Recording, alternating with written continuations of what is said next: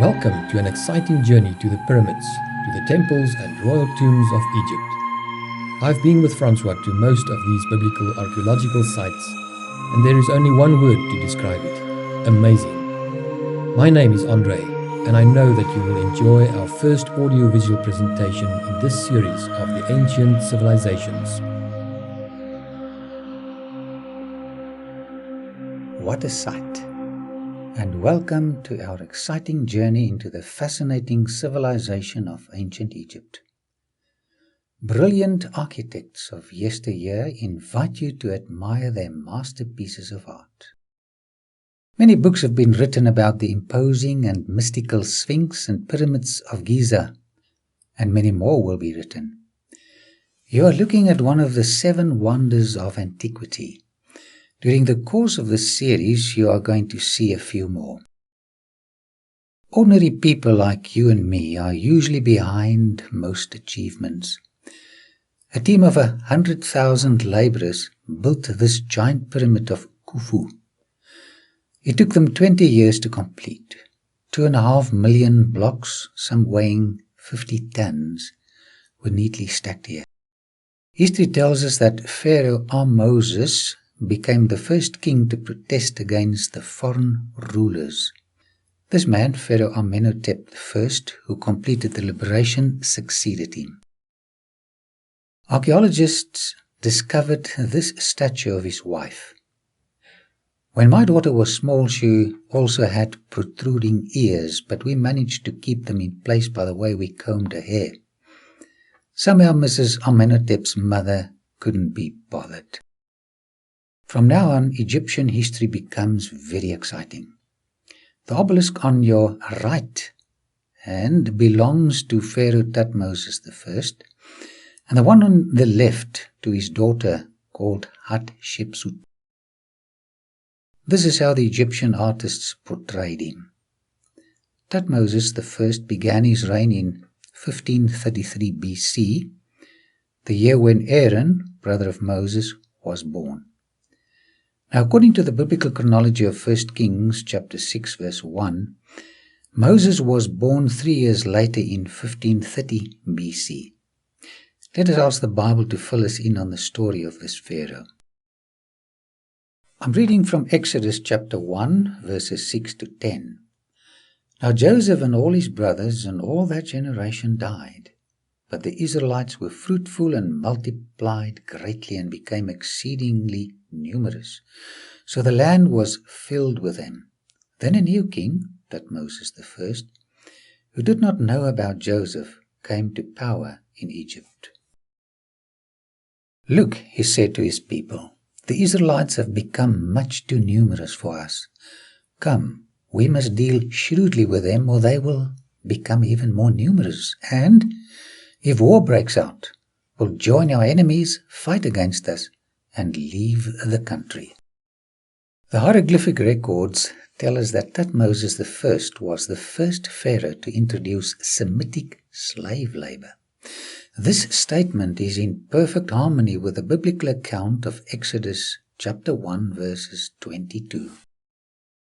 Then Pharaoh gave this order to all his people: every boy that is born you must throw into the river, but let every girl live. In desperation, the parents of Moses hid him in a papyrus basket amongst the reeds. And this is where Hatshepsut, daughter of Pharaoh Tutmosis I, found the baby and showed him to her father. When I looked at her obelisk, I could hear her say, "Daddy, look what I found.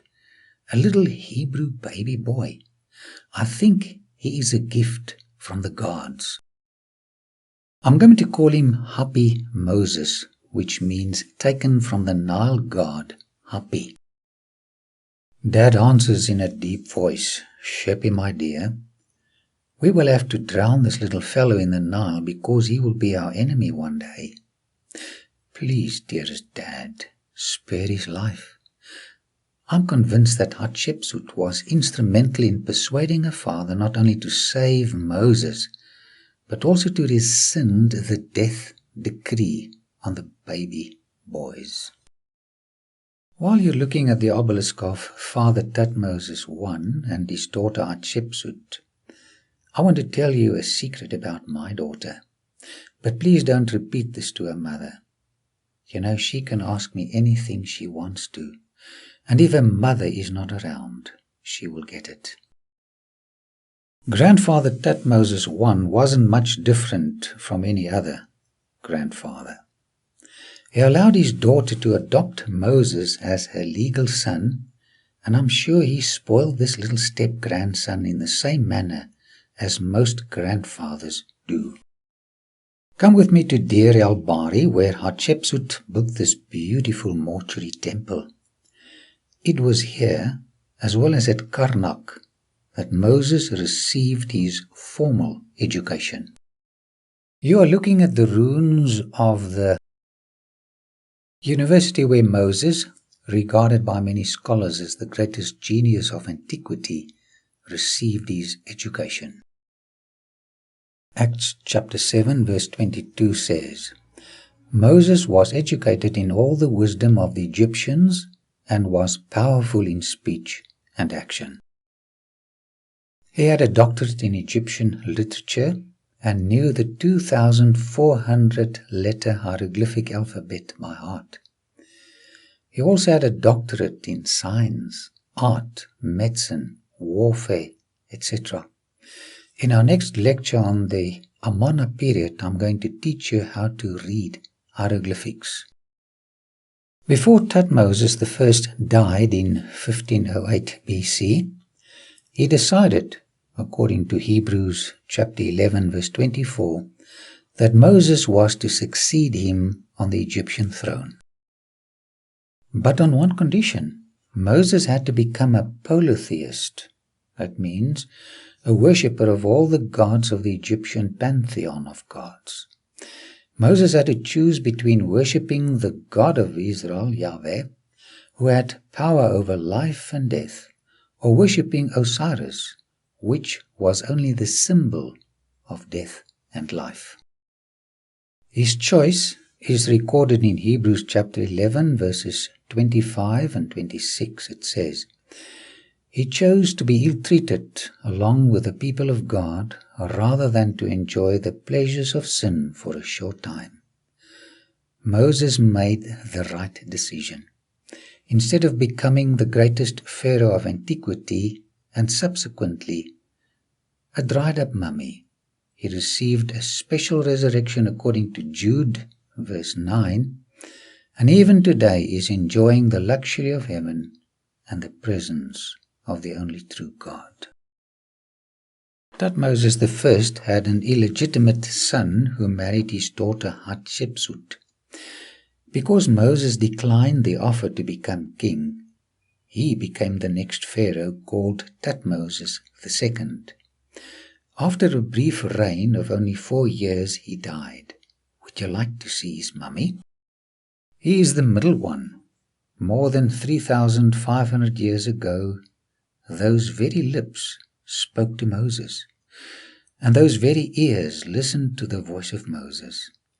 Like his father, Tutmosis I, Tutmosis II also had an illegitimate son, so dads, be very careful. You learn much about Hatshepsut, the stepmother of Moses, when you visit her mortuary temple. She was a creative builder who erected many temples throughout Egypt. She also sent trade expeditions to distant countries. Do you notice the donkey? This relief says she became a prominent and respected international head of state. Her reign was marked by prosperity and peace.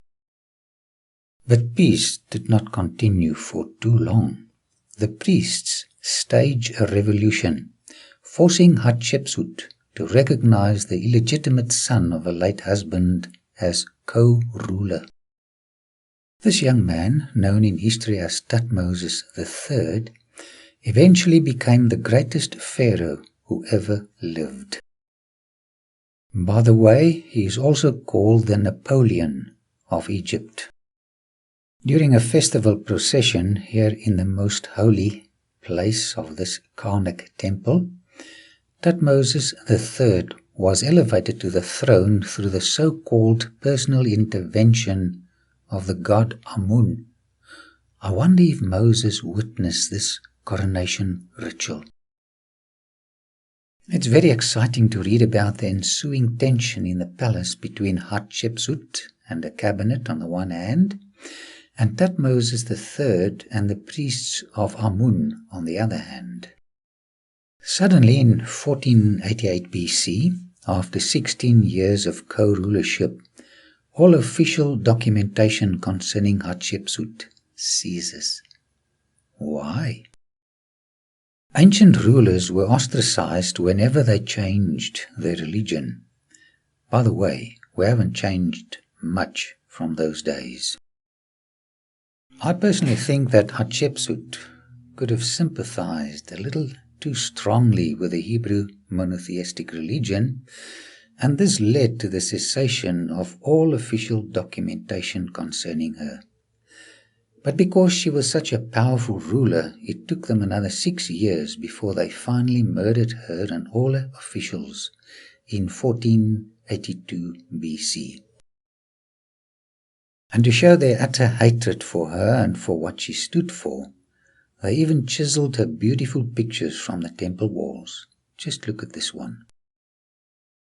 But in order to let you and me think that she served the Egyptian gods till the end, they saved this specific mural.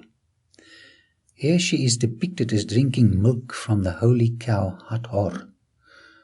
At times you discover the truth of the Bible in the Egyptian lies. Actually, she died because she forsook the worship of Hathor and many other Egyptian gods. What happened to Hatshepsut's foster child Moses while all this political tension prevailed?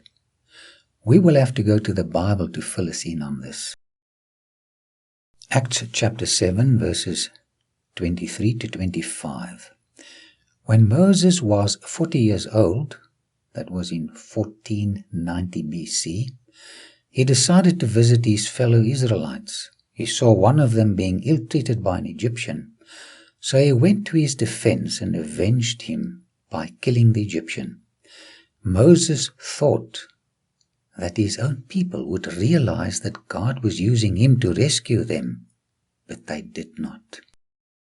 Poor Moses, although educated in all the wisdom of Egypt, he tried to deliver Israel his way instead of God's way.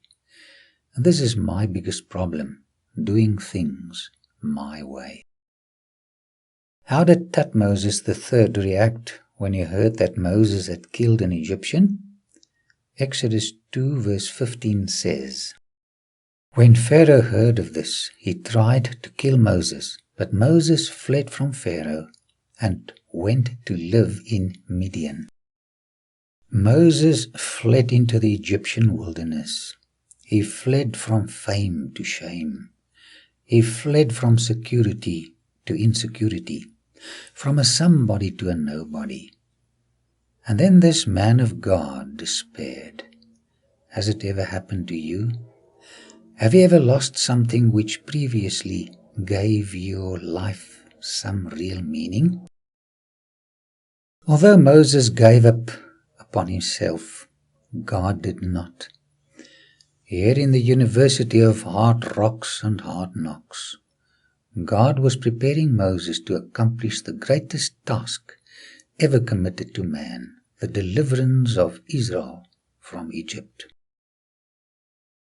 During the first 40 years of his life, Moses became a somebody.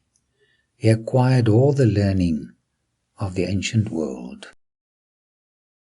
And then during the next 40 years, Moses tried to become a nobody.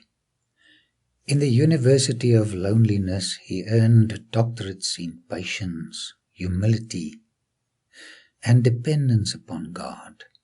During his last 40 years, God showed the world what he could do with such a man.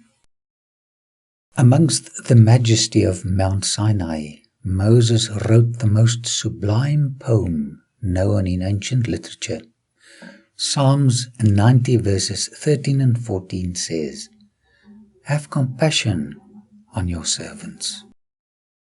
He was thinking of his suffering brothers in Egypt, and he writes, "Satisfy us in the morning with your unfailing love, that we may sing for joy and be glad all our days." Moses was looking forward to the morning of the deliverance of his people from the cruel night of Egyptian bondage. But he also looked forward to another morning when tears and pain will be no more. In Exodus chapter 2 verse 23, we read that Moses refers to the death of his beloved foster mother, Pharaoh Hatchepsut.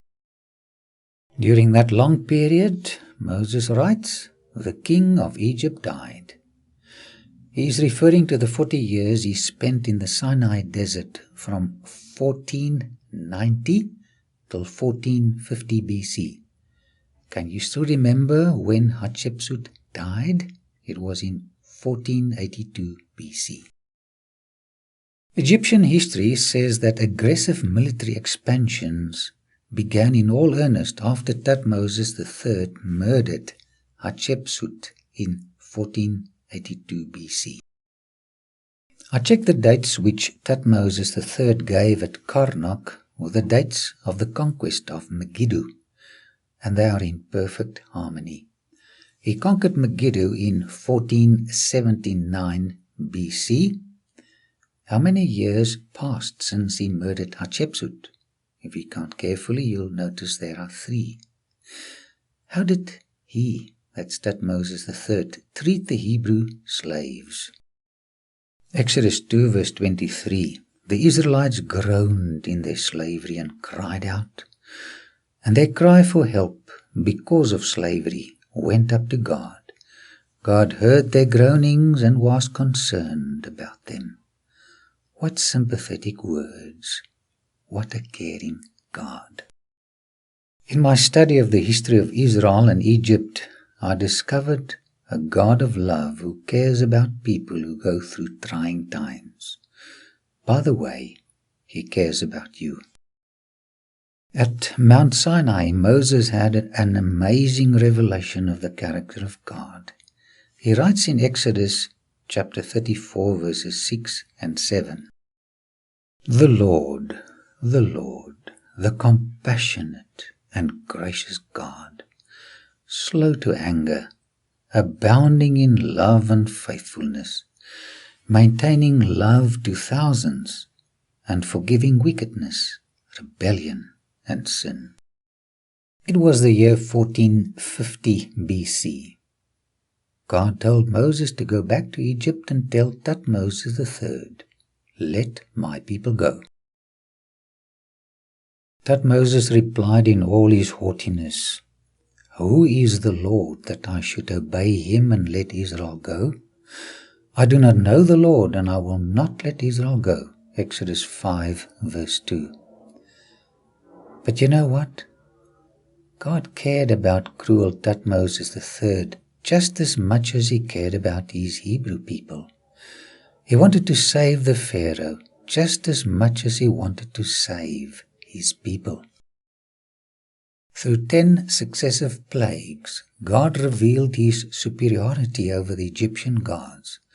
For instance, they worshipped the Nile and called it Hapi or Iru, but their Nile god disappointed them and turned into blood.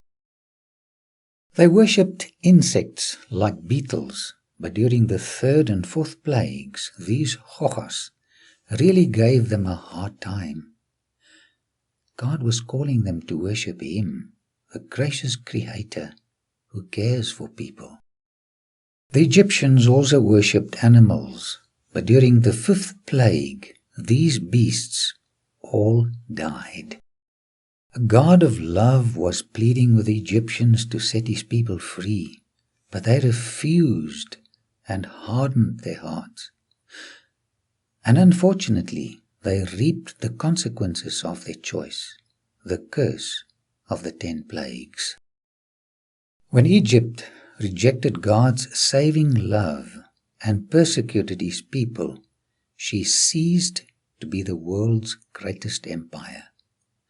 And we will notice the same pattern in the history of Assyria, Babylon, and the rest of the ancient civilizations. May God help us to learn from their sad experiences. The greatest miracle of antiquity took place when God led His 2 million redeemed slaves through the waters of the Red Sea. According to the chronology of 1 Kings chapter 6 verse 1, this event took place in 1450 BC. The Bible also gives us the exact date when the Israelites celebrated their first Passover. It was the 14th day of the month of Abib, later called Nisan, which corresponds with our month of March. 3 days later, they passed through the Red Sea. This brings us to March 17, 1450 BC. When the cruel Tutmosis and his mighty officials realized that they had lost their slaves, they pursued them. Listen to what happened to them. Exodus 14, 26-28. Then the Lord said to Moses, "Stretch out your hand over the sea, so that the waters may flow back over the Egyptians, and their chariots, and their horsemen." Moses stretched out his hand over the sea, and at daybreak the sea went back to its place. The Egyptians were fleeing towards it, and the Lord swept them into the sea. The water flowed back and covered the chariots and horsemen, the entire army of Pharaoh that had followed the Israelites into the sea. Not one of them survived. The story of the Exodus is not recorded in the Egyptian annals. Why? Because they never reported any defeat. This was policy. But fortunately, archaeologists identified a pharaoh who died on that exact date, March 17, 1450 BC. Let me read you the obituary of Tutmosis III, written by his autobiographer, a man by the name of Amenemhat, which was recently discovered.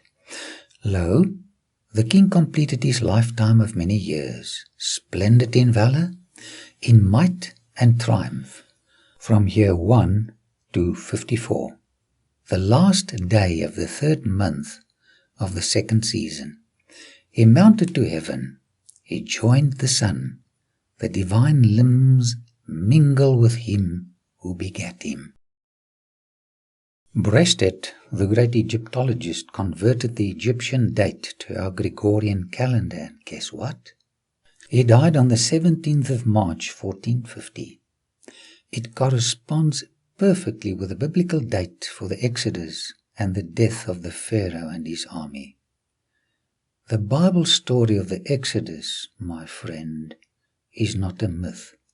It's an historical fact.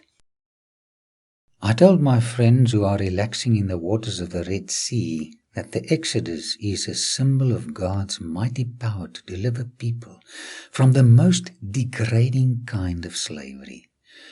And if the Exodus is not an historical fact, then God's symbol of salvation is destroyed. And we desperately need these tangible symbols to remind us that He can save any enslaved person today. The humiliating death of the greatest Pharaoh who ever lived was such an embarrassment that the Egyptians decided to conceal the scandal forever. They mummified and buried a man in this tomb who resembled the great king. And for 3,450 years they fooled the scholars of the world concerning the biblical truth about the death of this great Pharaoh. But in 1973, Harris and Weeks did some x-rays on this supposed mummy of Tutmosis III and discovered that it was the remains of a man who died in his early 40s.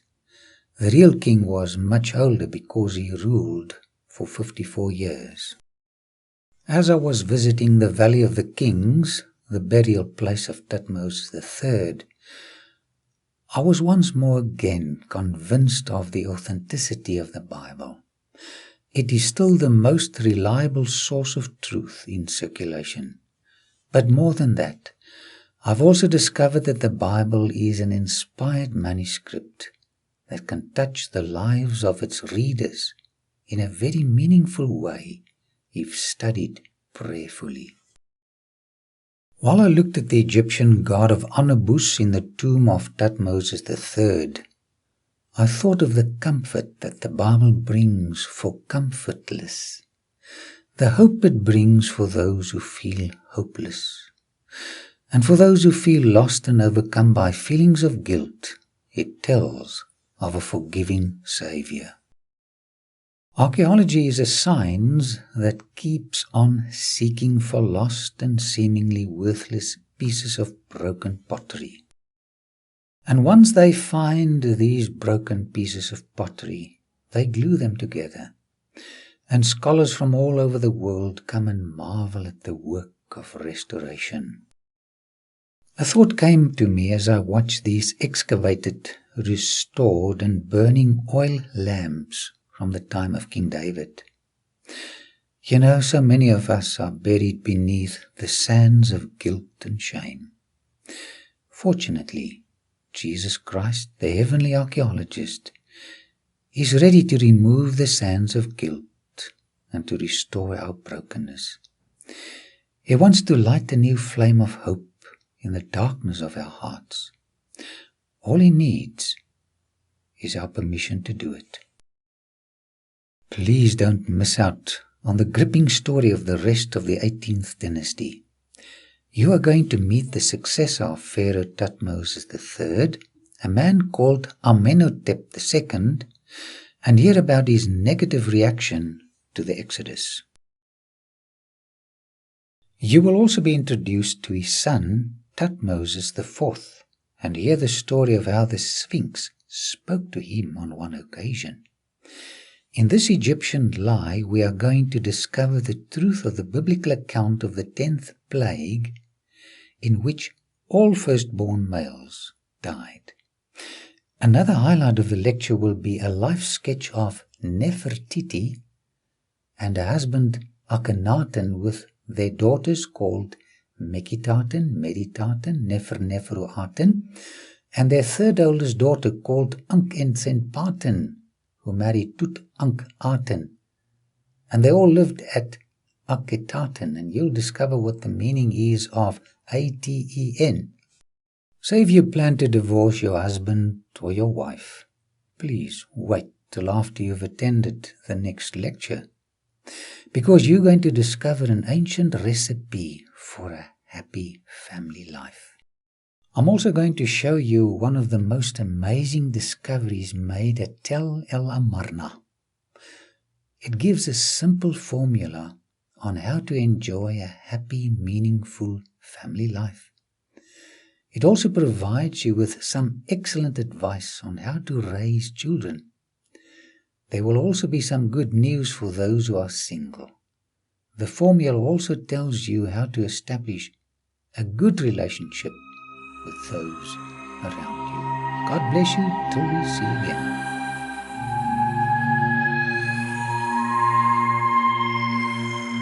I'm sure you have enjoyed part 1 on the pharaohs of Egypt.